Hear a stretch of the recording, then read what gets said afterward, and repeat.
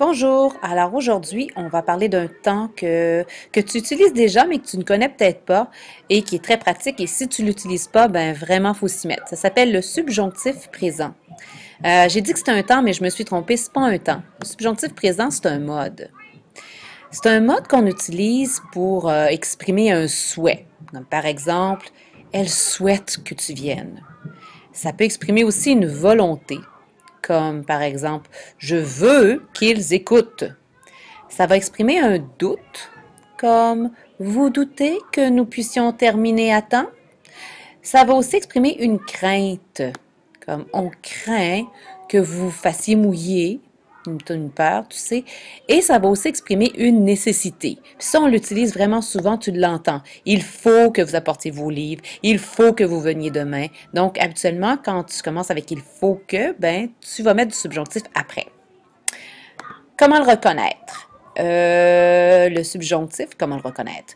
Il est généralement dans une phrase qui contient au moins deux verbes parce que il est avec une subordonnée. On ne l'a pas appris, ça, les subordonnées, mais tu vas le voir plus tard.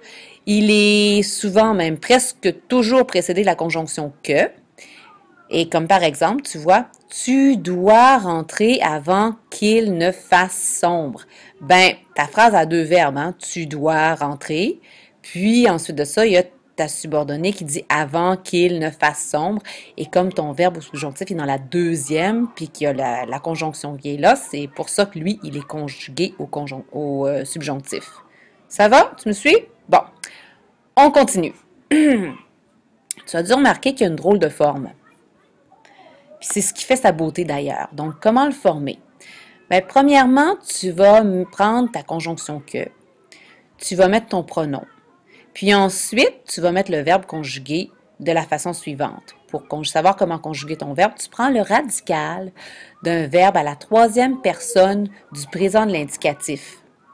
Puis après ça, tu vas ajouter les terminaisons du subjonctif. Elles sont E à la première personne du singulier, ES à la deuxième personne du singulier, E à la troisième personne du singulier, IONS à la première personne du pluriel, IEZ à la deuxième personne du pluriel et ENT.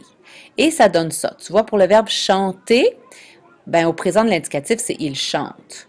Et au subjonctif, ça va faire que tu chantes avec le ES.